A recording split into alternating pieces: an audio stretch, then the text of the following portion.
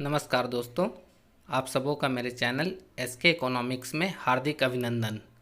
आज के क्लास में हम माइक्रो इकोनॉमिक्स के यूनिट 2 उपभोक्ता के व्यवहार एवं मांग के सिद्धांत के तहत आने वाले एक महत्वपूर्ण टॉपिक कुल उपयोगिता एवं सीमांत उपयोगिता के बीच संबंध का अध्ययन करेंगे। टीयू और एमयू के संबंध से अक्सर 12th की परीक्षा में प्रश्न पूछे जाते हैं। अगर आज का टॉपिक आपको पसंद आता है तो मेरे चैनल को लाइक एवं सब्सक्राइब अवश्य करें। तो चलिए शुरू करते हैं आज का टॉपिक।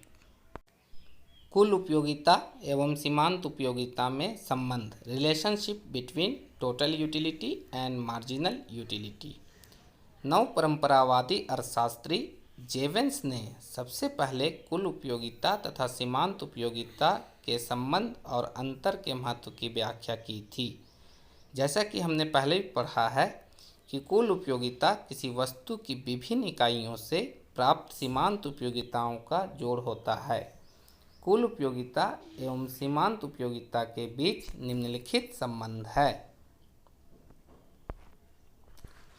जब तक सीमांत उपयोगिता अर्थात एमयू धनात्मक होती है तब तक कुल उपयोगिता में बढ़ने की प्रवृत्ति होती है।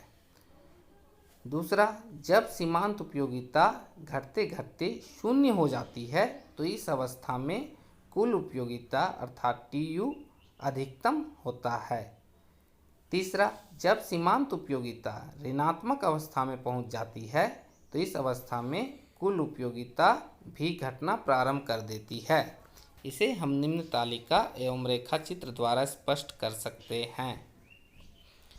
जैसा कि तालिका में आप देख पा रहे हैं कि मैंने 3 कॉलम बनाया है। प्रथम कॉलम में वस्तु की इकाइयाँ, दूसरे कॉलम में उस वस्तु से प्राप्त होने वाली कुल उपयोगिता और तीसरे कॉलम में सीमांत उपयोगिता जिसे एमयू के द्वारा दर्शाया गया है। हमने पहले भी पढ़ा है सीमांत उपयोगिता ह्रास नियम में कि कोई उपभोक्ता एक समय में यदि लगातार किसी वस्तु की इकाइयों का उपभोग करता चला जाता है तो उससे मिलने वाली उपयोगिता घटने लगती है। यहाँ भी जब वस्तु की पहली इकाई का उपभोग किया जाता है तो उससे प्राप्त सीमांत उपयोगिता 16 इकाई के बराबर है, जिसके कारण कुल उपयोगिता भी उस समय 16 के बराबर प्राप्त हो रही है। लेकिन जैसे ही वस्तु की दूसरी इकाई का उपभोग किया जा रहा है उससे प्राप्त होने वाली सीमांत उपयोगिता पहले से घट जाती है। अब यह घट के 12 हो गई है, लेकिन कुल उपयोगिता अभी भी बढ़ रही है। यह 16 से बढ़कर 28 हो गई है। इस तरीक़ा से हम देखते हैं तीसरे, चौथे और 5वें इकाई तक। 5वें इकाई में जब सीमांत उपयोगिता शून्य हो जाती है तो उस समय कुल उपयोगिता अपने अधिकतम स्तर 40 पर पहुंच गया है।